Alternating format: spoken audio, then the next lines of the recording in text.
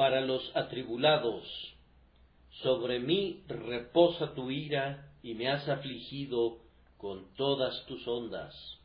Salmo 88, 7. La responsabilidad de un pastor consiste no sólo en cuidar a las ovejas felices, sino también en buscar a las enfermas del rebaño y dedicarse de todo corazón a su consuelo y socorro.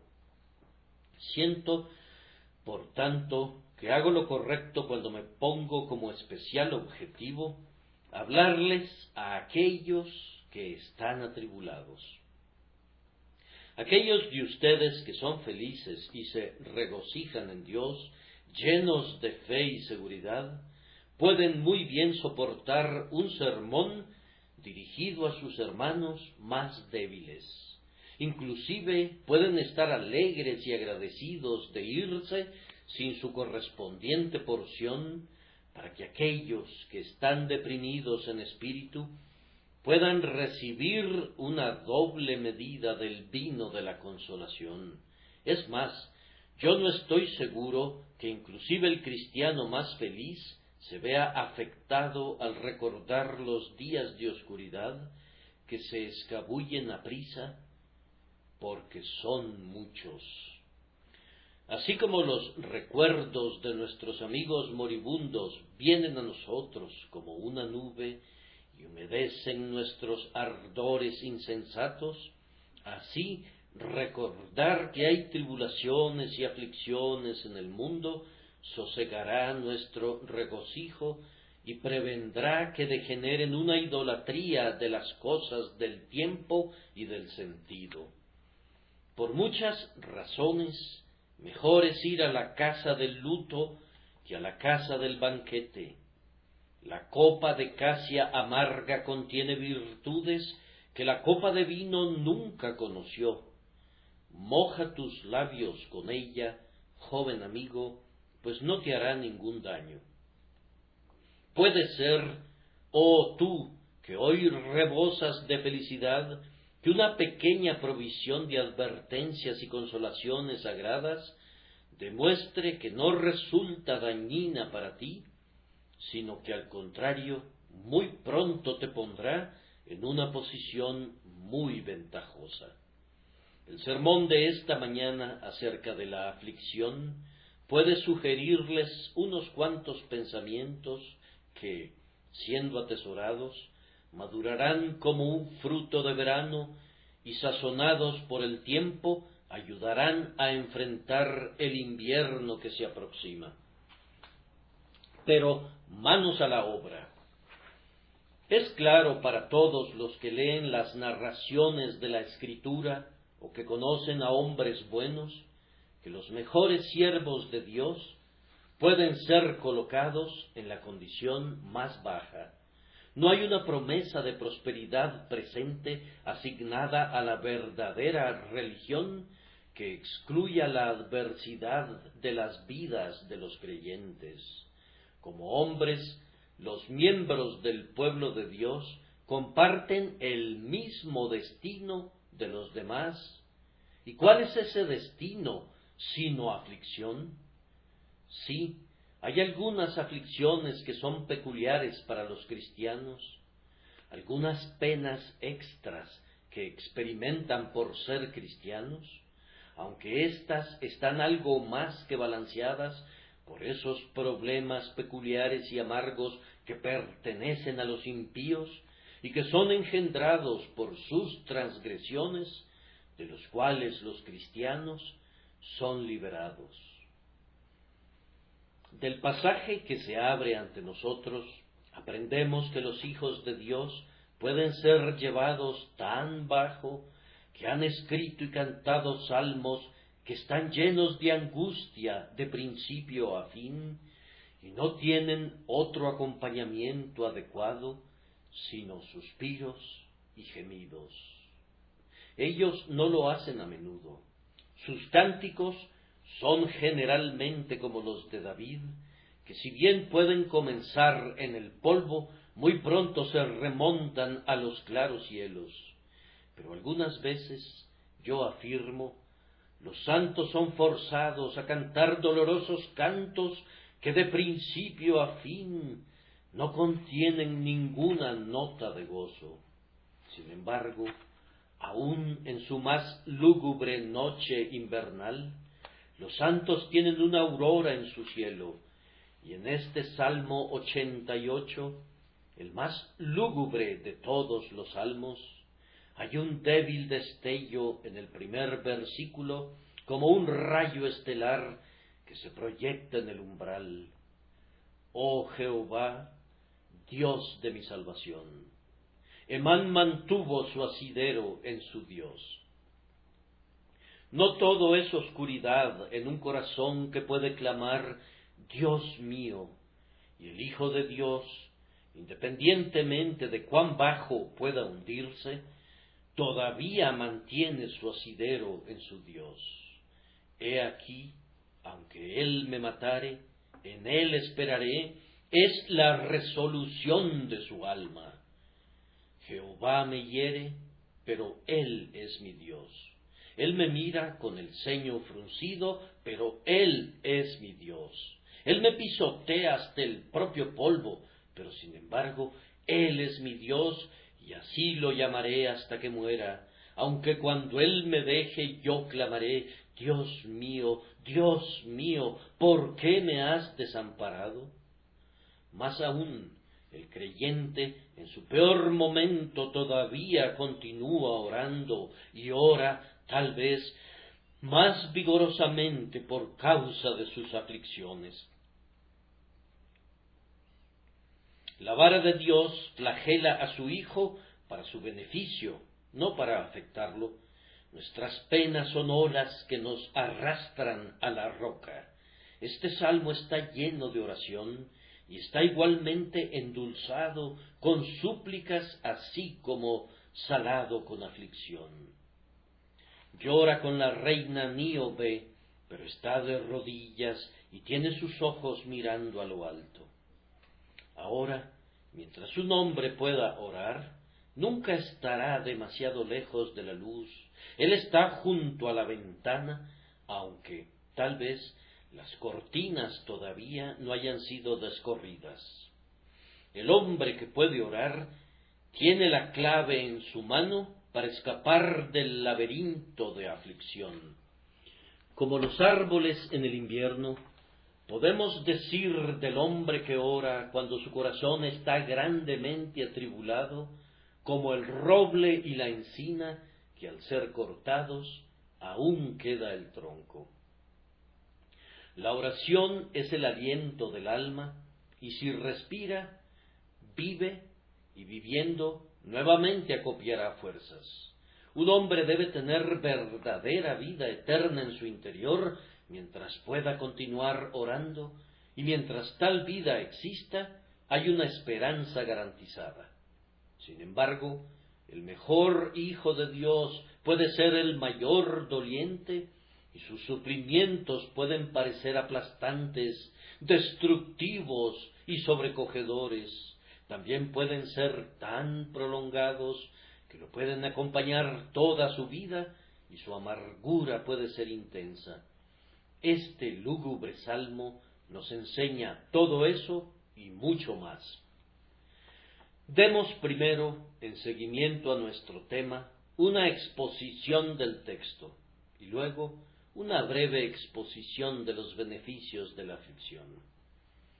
Voy a esforzarme, mediante unas pocas observaciones, para explicar el texto. En primer lugar, su fuerte lenguaje sugiere el comentario de que los santos atribulados son muy inclinados a exagerar sus aflicciones. Yo creo que todos nos equivocamos en esa dirección y estamos muy inclinados a decir, yo soy el hombre que ha visto aflicción.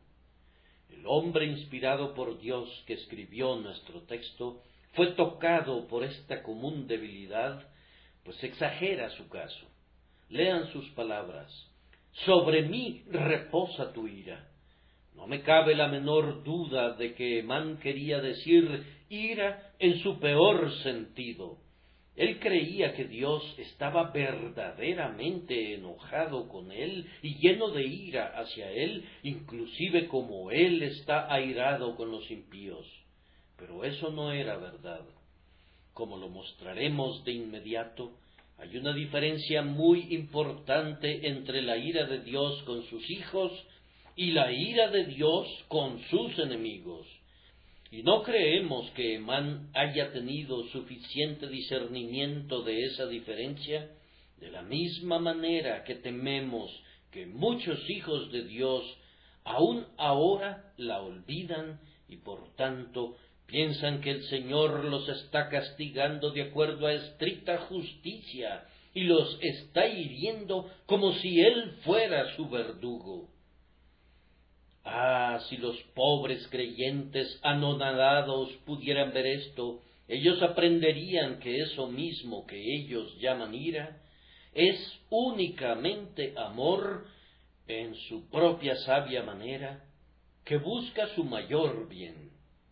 Además, el salmista dice, sobre mí reposa tu ira. Ah, si Emán hubiera sabido lo que era tener la ira de Dios reposando sobre él, habría retirado esa palabra, pues toda la ira que alguien puede sentir jamás en esta vida no es nada comparable a que Dios haga reposar su dedo meñique. Es en el mundo venidero que la ira de Dios reposa sobre los hombres. Entonces, cuando Dios extienda su mano y presione con omnipotencia sobre alma y cuerpo para destruirlos para siempre en el infierno, la naturaleza arruinada siente en su destrucción sin término cuál es realmente el poder de la ira de Dios. Aquí, la verdadera presión lastimante de la ira es desconocida, y especialmente desconocida por un hijo de Dios. Es una expresión demasiado fuerte si la pesamos en la balanza de la sobria verdad. Sobrepasa al hecho, aunque se tratara del hombre más lleno de pesares que la expresara sobre la tierra. Luego Emán agrega, ¿y me has afligido con todas tus ondas? Como si fuera un náufrago sobre el cual rompen todas las olas, y el océano entero, y todos los océanos estuvieran volcados con plenitud contra él, como el único objeto de su furia.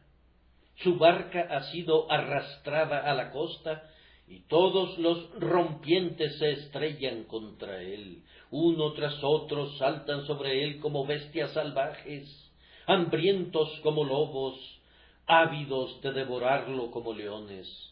Me parecía que ninguna ola se desviaba, que ninguna onda derrochaba su fuerza en otro lado, sino que la larga fila de rompientes rugían sobre él como el único objeto de su ira.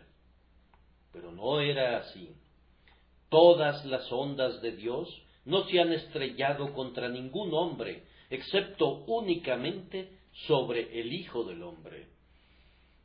Hay todavía algunos problemas que no nos han correspondido, algunas aflicciones que nos son desconocidas. ¿Acaso hemos sufrido todas las enfermedades que hereda la carne? ¿Acaso no hay formas de dolor de las que han escapado nuestros cuerpos? ¿Acaso no hay tormentos mentales que no han estrujado nuestro espíritu? Y si pareciera que hemos atravesado el círculo entero de miseria mental y corporal, sin embargo, en nuestras casas, en nuestros hogares o amistades, ciertamente encontramos algún consuelo y por tanto hemos sido resguardados de potentes ondas. No todas las ondas de Dios te han afligido, oh Emán. Las aflicciones de Job y de Jeremías no fueron las tuyas. Ningún ser viviente puede conocer literalmente lo que serían todas las ondas de Dios. Quienes son condenados a sentir las ráfagas de su indignación las conocen en la tierra de tinieblas y del huracán permanente. Ellos conocen lo que son todas las olas y las ondas de Dios, pero nosotros no las conocemos. La metáfora es lo suficientemente buena y admirable y correcta, hablando poéticamente, pero como expresión de un hecho, es forzada. Todos nosotros tenemos la inclinación de agravar nuestra aflicción. Menciono esto aquí como un hecho general que quienes son felices pueden tolerar, pero no quisiera vejar al enfermo con esta afirmación mientras está soportando el peso de su aflicción. Si él quiere aceptar con calma la sugerencia por decisión propia, le puede hacer bien, pero sería cruel arrojársela a la cara. Aunque es verdadera, no me gustaría susurrarla al oído de alguien que sufre, porque no le consolaría, sino más bien le afligiría. A menudo me he maravillado por el extraño consuelo que algunas personas ofrecen cuando dicen: hay otros que sufren más que tú. ¿Acaso entonces soy un demonio? ¿Se espera de mí que me goce con las noticias de las miserias de otras personas? Por el contrario, me duele pensar que haya dolores más agudos que el mío, y mi simpatía aumenta mi propio dolor. Yo puedo concebir que un espíritu maligno atormentado encuentre solaz al creer que otros son torturados con una llama todavía más feroz, pero ciertamente este consuelo diabólico no debe ser ofrecido a los cristianos. Muestra nuestra profunda depravación de corazón que podamos hacer un cocimiento de consuelo utilizando las miserias de otros, y sin embargo, me temo que juzgamos la naturaleza humana con rectitud cuando le ofrecemos agua procedente de ese pútrido pozo. Sin embargo, hay una forma de consuelo semejante a ese, pero de un origen mucho más legítimo, una consolación honorable y divina. Hubo uno a quien la ira de Dios presionó con mucha dureza, uno que fue afligido en verdad con todas las ondas de Dios, y ese uno es nuestro hermano, un hombre como nosotros, el amante más carísimo de nuestras almas, y debido a que Él ha conocido y sufrido todo esto, Él puede sentir simpatía por nosotros independientemente de cuál sea la tribulación que se pueda abatir sobre nosotros. Su pasión ha terminado, mas no así su compasión. Él ha soportado la indignación de Dios y la ha desviado lejos de nosotros. Las ondas han perdido su furia y gastaron su fuerza sobre él, y ahora él se sienta sobre las inundaciones, sí, se sienta como rey por siempre y para siempre. Al pensar en él, el crucificado, nuestras almas pueden derivar consuelo no sólo de su simpatía y de su socorro poderoso, sino que también podemos aprender a mirar nuestras tribulaciones con un ojo más calmo y juzgarlas más de conformidad al verdadero estándar. En la presencia de la cruz de Cristo, nuestras propias cruces son menos colosales.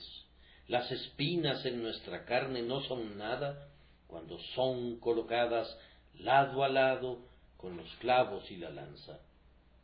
Ahora, en segundo lugar, observemos que los santos hacen bien en atribuir todas sus tribulaciones a su Dios. Emán lo hizo así en el texto: sobre mí reposa tu ira y me has afligido con todas tus ondas. Él atribuye toda su adversidad al Señor su Dios. Es la ira de Dios, son las ondas de Dios las que lo afligen, y Dios hace que lo aflijan. Hijo de Dios, nunca olvides esto. Todo lo que tú estás sufriendo por cualquier causa o motivo, te viene de la mano divina. Ciertamente tú dices, mi aflicción proviene de hombres impíos, pero recuerden que hay una predestinación que, sin ensuciar los dedos del infinitamente santo, sin embargo, gobierna los movimientos de los hombres perversos de la misma manera que lo hace con los santos ángeles. Sería algo funesto que no hubiera señalamientos de la providencia de Dios concernientes a los impíos. Entonces la gran masa de la humanidad estaría enteramente abandonada a la suerte, y los hombres piadosos podrían ser aplastados sin esperanza por ellos.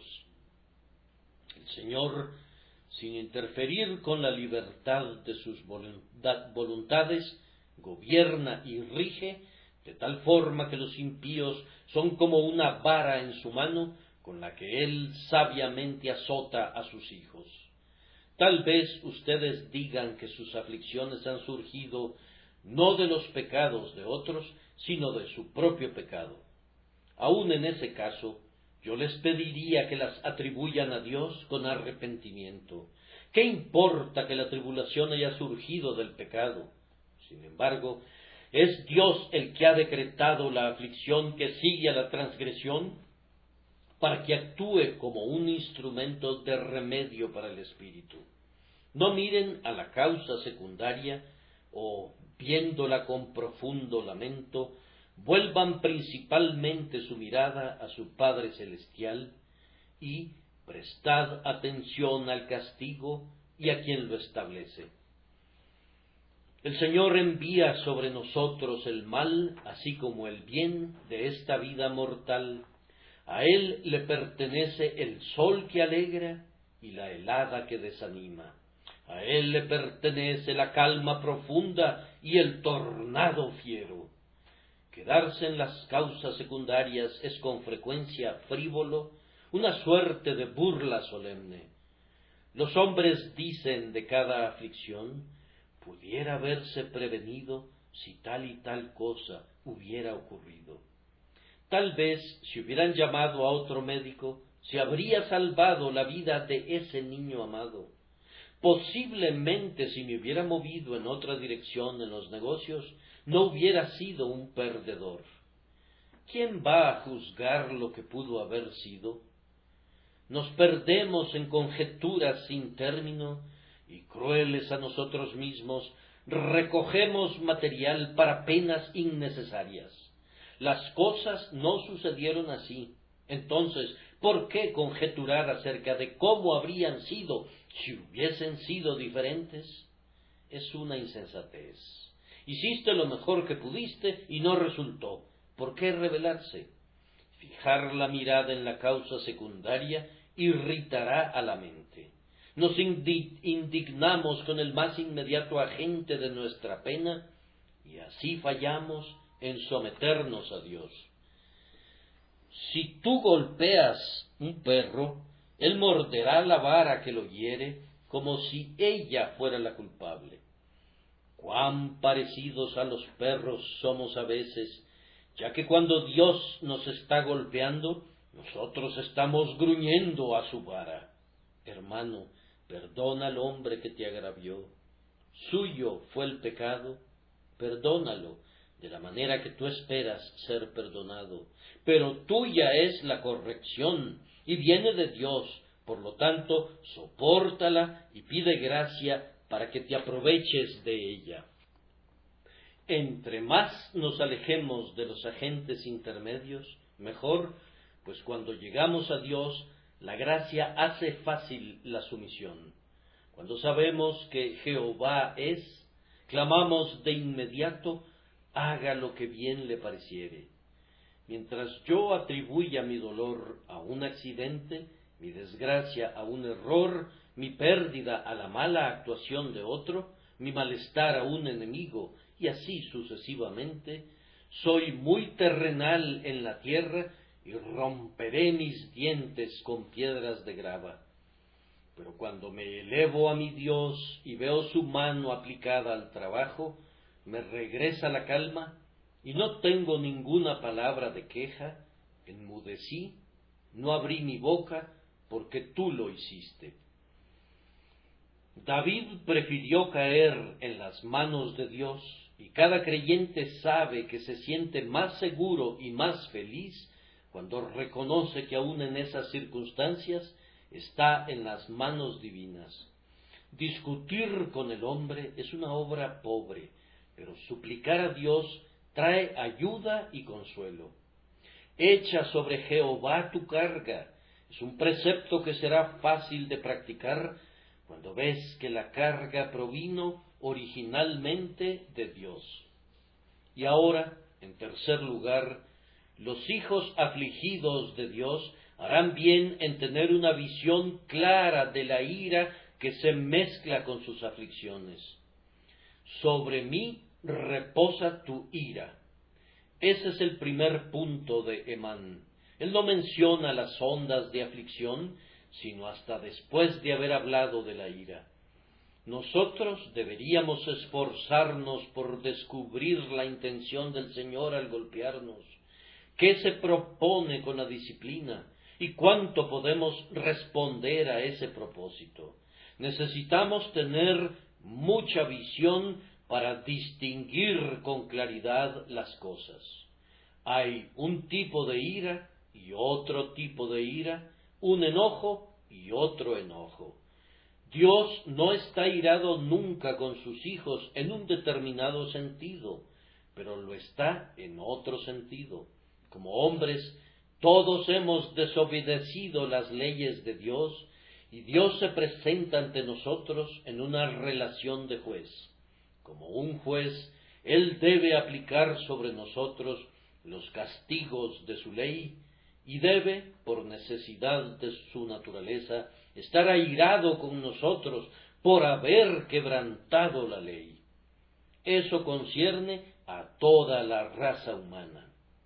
Pero en el instante que un hombre cree en el Señor Jesucristo, sus ofensas ya no son ofensas, son colocadas sobre Cristo Jesús, el sustituto, y la ira se va junto con el pecado.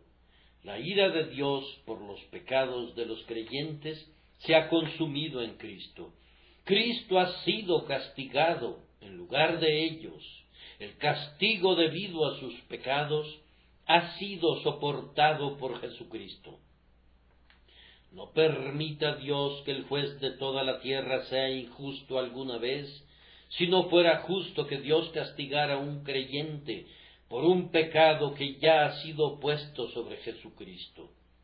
Por esto, el creyente está totalmente libre de toda responsabilidad de sufrir la ira judicial de Dios y de todo riesgo de recibir una sentencia punitiva procedente del Altísimo. El hombre es absuelto. ¿Será juzgado otra vez? El hombre ha pagado la deuda. ¿Será llevado ante el juez una segunda vez, como si todavía fuera un deudor? Cristo se puso en su posición y en su lugar, y por tanto pregunta audazmente: ¿quién acusará a los escogidos de Dios? Dios es el que justifica. ¿Quién es el que condenará? Cristo es el que murió, más aún, el que también resucitó, el que además está a la diestra de Dios, el que también intercede por nosotros. Ahora, entonces, el cristiano asume otra posición. Él es adoptado para que pertenezca a la familia de Dios. Él se ha convertido en hijo de Dios. Él está bajo la ley de la casa de Dios. En cada casa hay una economía, una ley por la cual los hijos y los siervos son gobernados. Si el Hijo de Dios quebranta la ley de la casa, el Padre visitará su ofensa con azotes paternales, un tipo de visitación muy diferente de la de un juez. Hay reos en prisión hoy que en breve sentirán los azotes en sus espaldas desnudas. Eso es una cosa. Pero aquel hijo desobediente va a recibir un flagelo de la mano de su padre. Eso es algo muy diferente. Distantes, como lo están los polos, están la ira de un juez y la ira de un padre. El padre, estando enojado, ama a su hijo, y está principalmente enojado por esa misma razón. Si no fuera su hijo, probablemente no prestaría atención a su falta, pero debido a que es su propio muchacho quien ha hablado una falsedad o ha cometido un acto de desobediencia, siente que debe castigarlo porque lo ama. Esto no necesita una explicación adicional. Hay una ira justa en el corazón de Dios hacia los impenitentes hombres culpables. Él no siente nada de eso hacia su pueblo. Él es su Padre, y si ellos transgreden, Él los visitará con azotes, no como un castigo legal, puesto que Cristo ha sobrellevado todo eso, sino como una suave disciplina paternal, para que puedan ver su insensatez y se arrepientan de ella, y para que, despertados por su tierna mano, se puedan volver a su Padre y enmienden sus caminos. Ahora, Hijo de Dios, si estás sufriendo de cualquier manera el día de hoy, ya sea de los males de la pobreza, o de la enfermedad corporal, o depresión del espíritu, recuerda que no hay una sola gota de ira judicial de Dios en todo ello. Tú no estás siendo castigado por tus pecados como un juez castiga a un culpable. Nunca creas tal falsa doctrina. Es claramente contraria a la verdad como es en Jesús. La doctrina del Evangelio nos dice que nuestros pecados fueron contados en la cabeza del grandioso chivo expiatorio desde tiempos antiguos y fueron quitados de una vez por todas para nunca ser cargados más en contra nuestra. Pero debemos usar el ojo de nuestro juicio al mirar nuestra presente aflicción para ver y confesar cuán ricamente, como hijos, merecemos la vara. Vuelvan al tiempo desde que fueron convertidos, queridos hermano y hermana, y consideren, ¿se sorprenden que Dios los haya castigado? Hablando de mí, yo me sorprendo de haber escapado de la vara en cualquier momento. Si yo hubiera sido forzado a decir, he sido azotado todo el día y castigado todas las mañanas, no me habrían maravillado, pues mis faltas son muchas. Cuán ingratos hemos sido, cuán faltos de amor y cuán indignos de ser amados, cuán falsos a nuestros votos más santos, cuán infieles a nuestras consagraciones más sagradas. ¿Acaso hay una única ordenanza sobre la cual no hayamos pecado? ¿Alguna vez nos hemos puesto de pie después de estar de rodillas, sin haber ofendido mientras estábamos en oración? ¿Acaso alguna vez hemos terminado un himno sin que nuestra mente haya divagado o sin haber experimentado frialdad de corazón? ¿Leímos alguna vez algún capítulo sin haber llorado como debimos porque no recibimos la verdad en amor en nuestra alma como debimos haberlo hecho? Oh, buen Padre, si nos dolemos, ricamente merecemos que nos dolamos de nuevo. Cuando hayas confesado tu merecimiento de castigo, déjame exhortarte a usar celosamente los mismos ojos para buscar el pecado particular que ha motivado el presente castigo. Oh, dirá alguno, no creo poder encontrarlo jamás. Puedes hacerlo, tal vez yace a tu propia puerta. No sorprende que algunos cristianos sufran, me sorprendería que no sufrieran.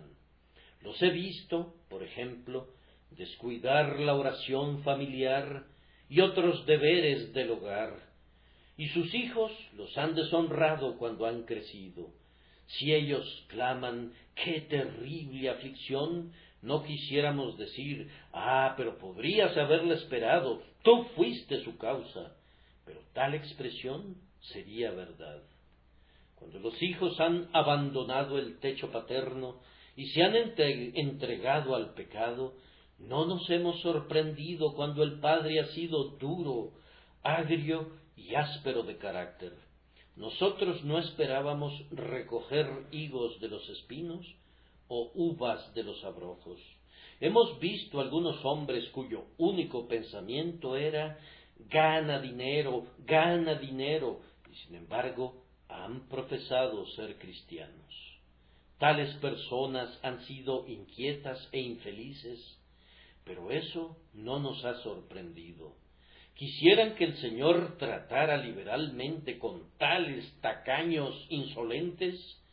No, si ellos caminan indócilmente con Él, Él se mostrará indócil hacia ellos.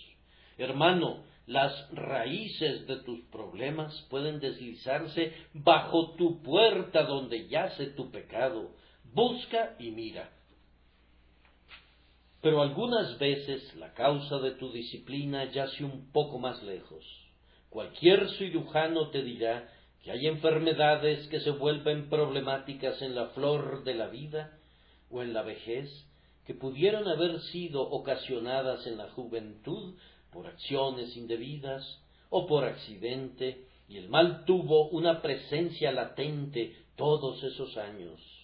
Así, los pecados de nuestra juventud pueden acarrearnos dolores en nuestros años de mayor madurez, y faltas y omisiones cometidas hace 20 años pueden flagelarnos hoy. Yo sé que es así.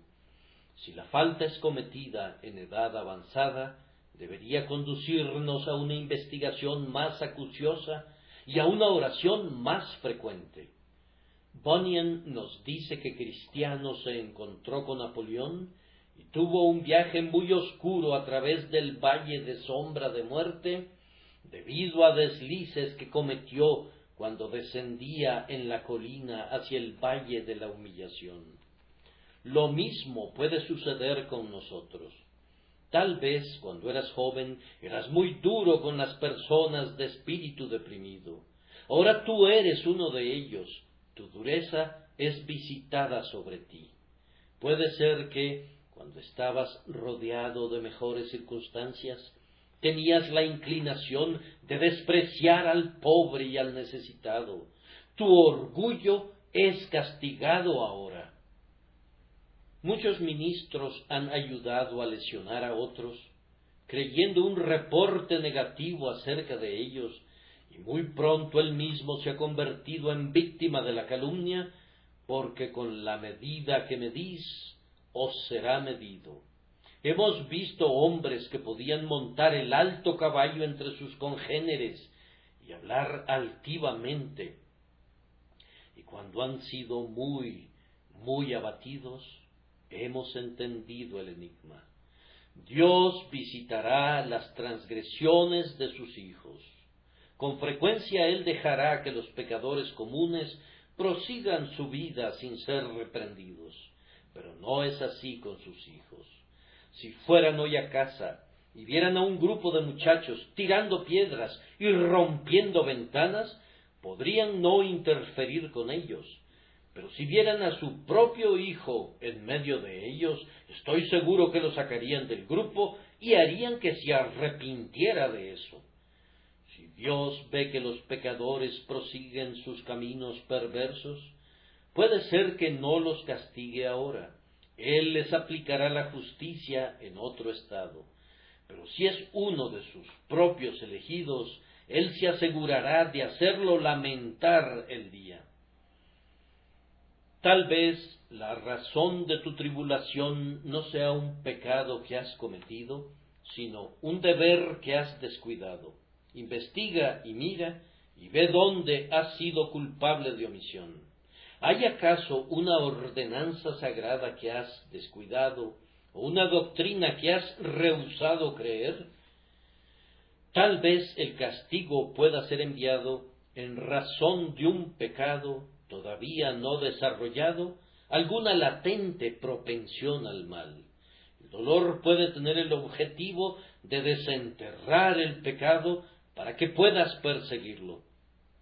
¿Acaso tienes una idea de qué clase de demonio eres por naturaleza?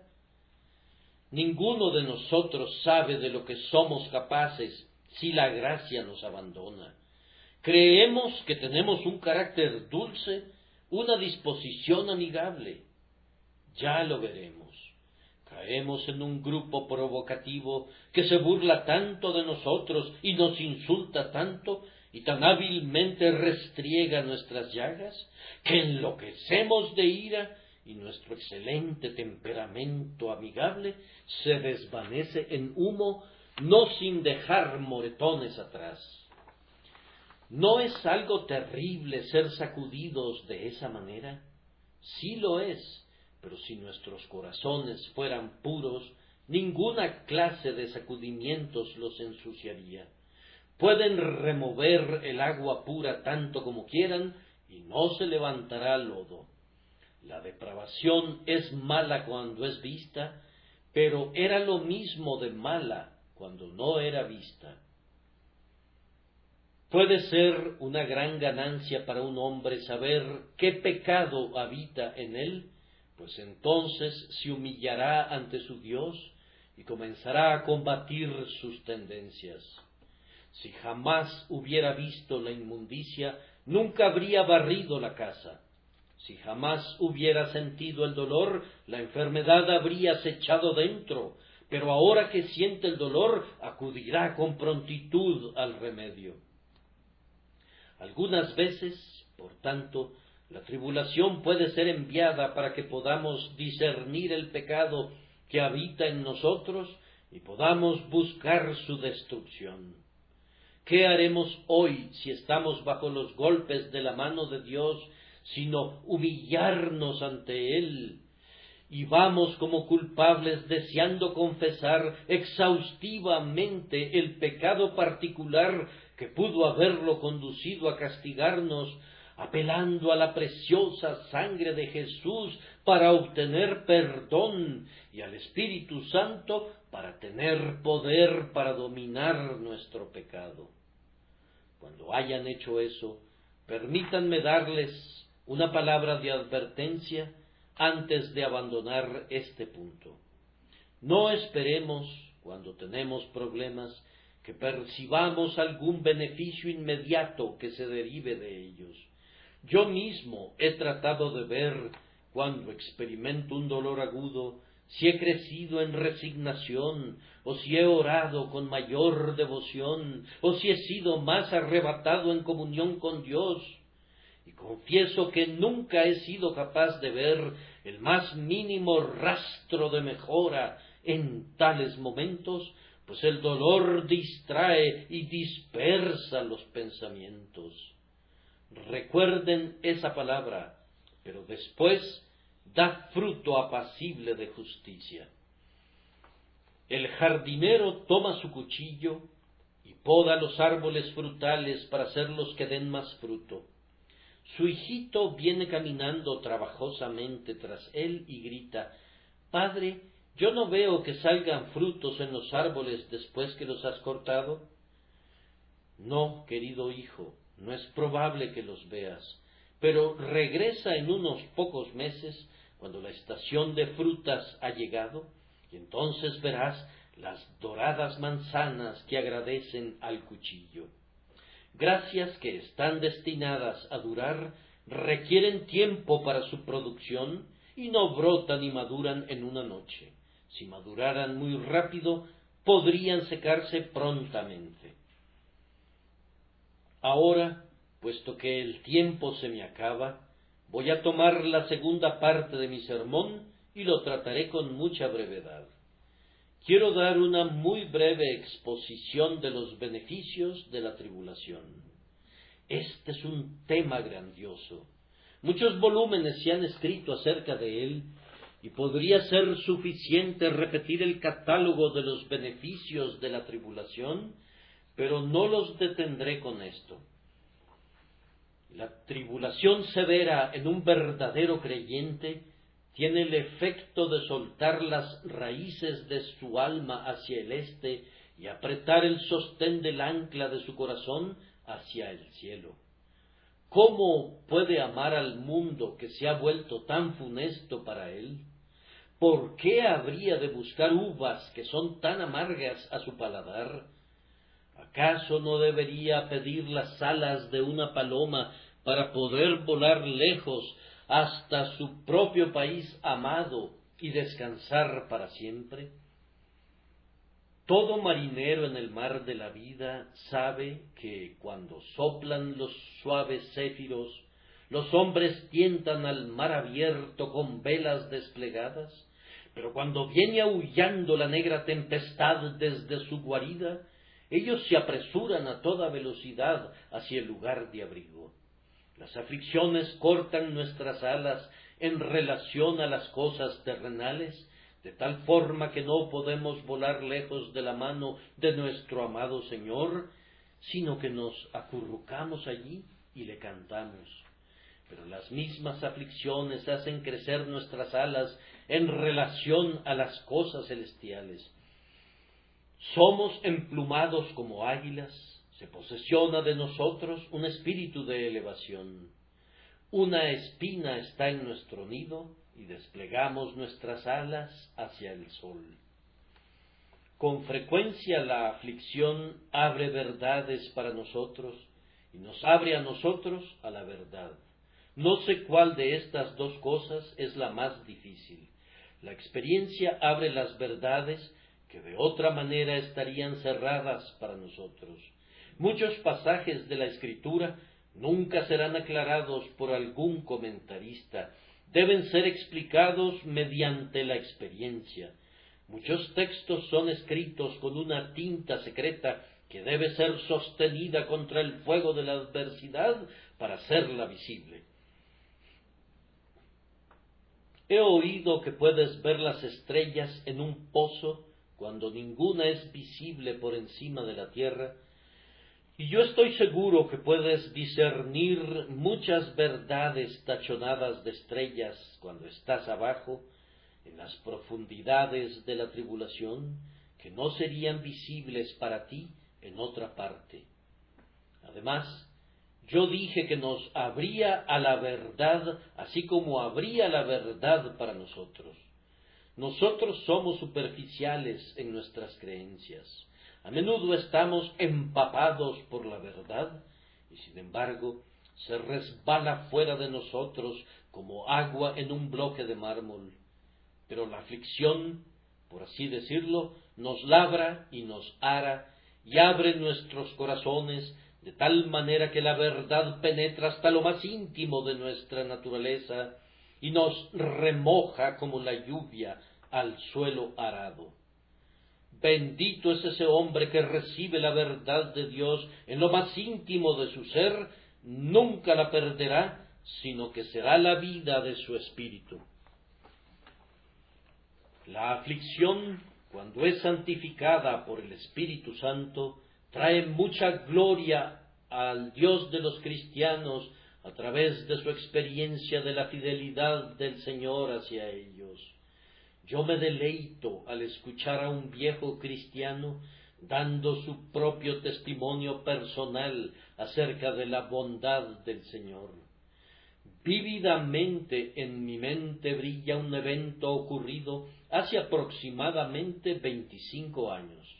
Está ante mí como si hubiese ocurrido ayer, cuando vi a un hombre venerable de 80 años, de cabello cano y ciego ya por la edad, y lo escuché con simples acentos, sencillo como el lenguaje de un niño, contar cómo el Señor lo había conducido y lo había tratado bien, de tal forma que nada bueno le faltó de todo lo que Dios había prometido. Él hablaba como si fuera un profeta, y sus años prestaban fuerza a sus palabras. Pero supongan que él no hubiera conocido nunca la tribulación, ¿qué testimonio pudo haber dado?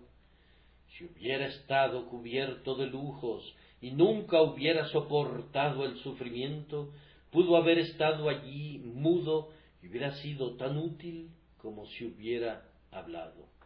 Nosotros debemos ser probados, o no podremos engrandecer la fidelidad de Dios, quien no abandonará a su pueblo. Además, la aflicción nos da, por medio de la gracia, el inestimable privilegio de la conformidad al Señor Jesús. Oramos para ser como Cristo, pero ¿cómo podremos serlo si no somos para nada varones de dolores y no nos volvemos experimentados en quebranto? Como Cristo, y sin embargo no atravesamos a lo largo del valle de lágrimas. Como Cristo, y sin embargo tener todo lo que el corazón puede desear y nunca soportar la contradicción de los pecadores contra ti y no decir nunca: mi alma está muy triste hasta la muerte. Oh amigo, tú no sabes lo que pides.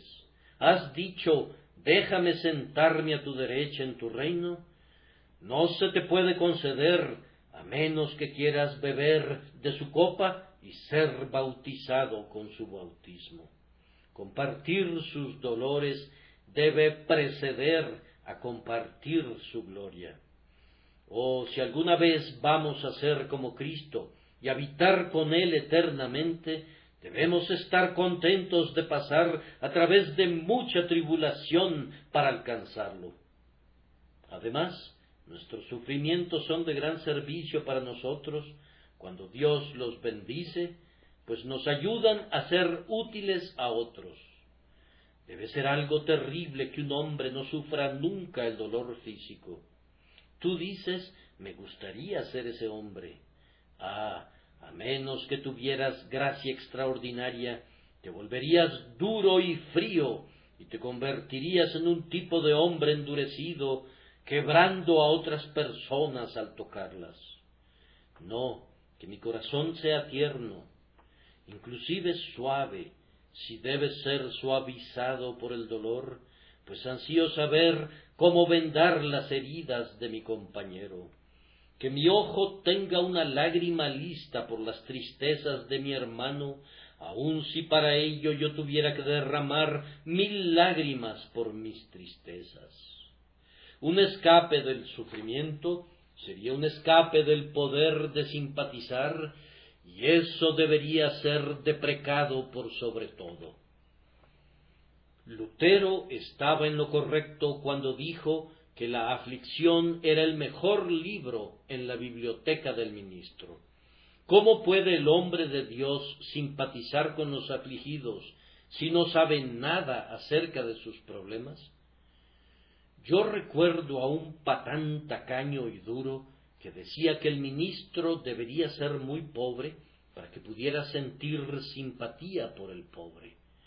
Yo le respondí que pensaba que él debería ser muy rico por una temporada para que pudiera tener simpatía hacia los muy ricos, y le sugerí que tal vez, sobre todo, sería muy práctico que se conservase en el centro para que pudiera con mayor facilidad extenderse a la experiencia de todas las clases. Si el hombre de Dios que va a ministrar a otros pudiera ser siempre robusto, tal vez sería una pérdida. Si siempre fuera un enfermizo, igualmente sería una pérdida, pero que el pastor sea capaz de recorrer todos los lugares donde el Señor permite que vayan sus ovejas, es, sin duda, para beneficio de su rebaño. Y lo que es válido para los ministros, también lo será para cada uno de ustedes, de conformidad a su llamado, para consuelo del pueblo de Dios. Agradezcan entonces, amados hermanos, agradezcan la tribulación, y sobre todas las cosas, agradezcan porque pronto habrá pasado y estaremos en la tierra donde se hablará de estas cosas con gran gozo. Como los soldados muestran sus cicatrices y hablan de batallas cuando al fin llegan para pasar los días de su vejez en el campo y en su hogar, así nosotros, en la amada tierra hacia la cual nos apresuramos, hablamos de la bondad y de la fidelidad de Dios, que nos condujo a través de todas las pruebas del camino. A mí no me gustaría estar ante el anciano vestido de ropas blancas y escuchar que se diga: estos son los que han salido de la gran tribulación, todos excepto aquel. ¿Te gustaría estar allí y verte señalado como el único santo que nunca conoció un dolor? Oh, no, pues serías un forastero en medio de la hermandad sagrada. Estaremos contentos de compartir la batalla, pues pronto llevaremos la corona y ondearemos la palma. Yo sé que mientras estoy predicando, algunos de ustedes han dicho: este pueblo de Dios tiene una situación muy difícil. Eso han dicho. Los impíos no escapan del dolor por medio de su pecado. Yo nunca he sabido que un hombre escape de la pobreza por ser un derrochador. Nunca he oído que un hombre haya escapado del dolor de cabeza o del corazón por medio de la borrachera, o que haya escapado del dolor corporal por ser licencioso. He oído precisamente lo contrario.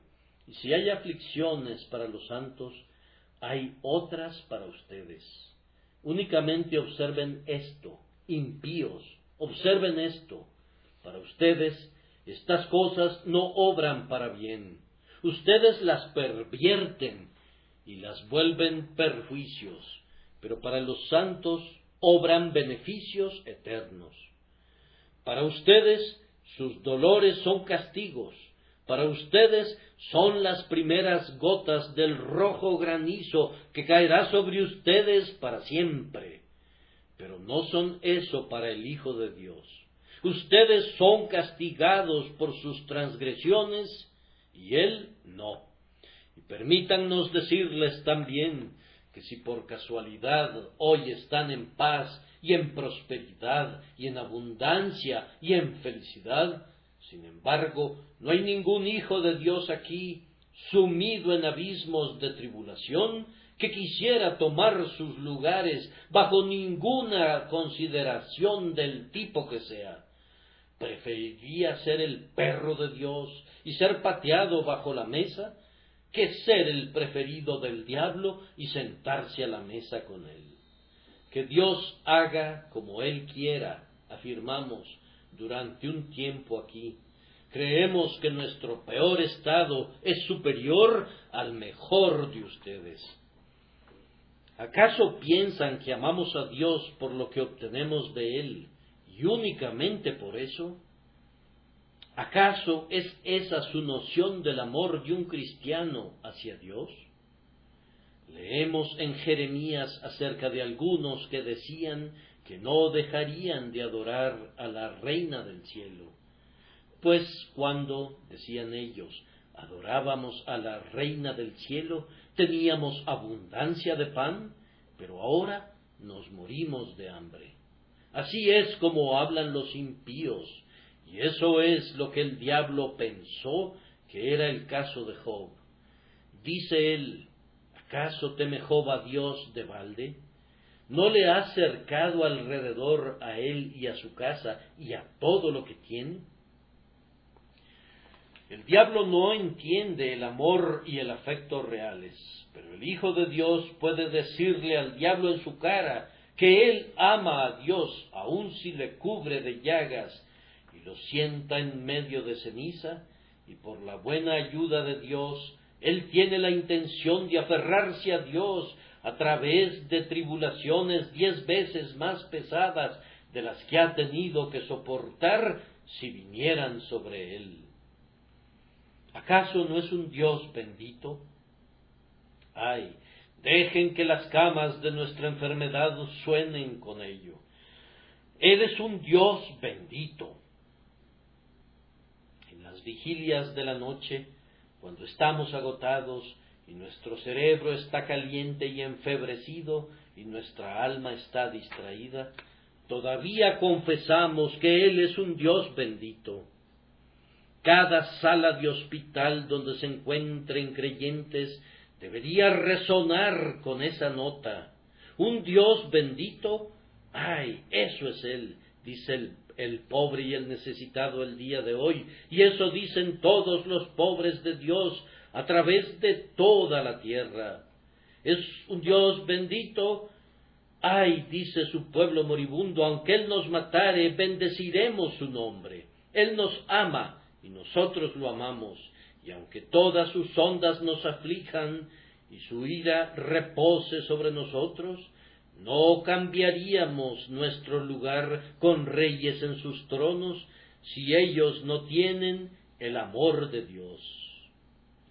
Oh pecador, si Dios aflige a un hijo suyo tan pesadamente, Él te golpeará un día, y si a quienes ama somete a la aflicción, ¿qué hará con quienes se rebelan contra Él y lo odian? Honrad al Hijo para que no se enoje y perezcáis en el camino, pues inflama de pronto su ira. Bienaventurados todos los que en Él confían. Que el Señor les bendiga y los conduzca a los lazos de su pacto, por Cristo nuestro Señor. Amén.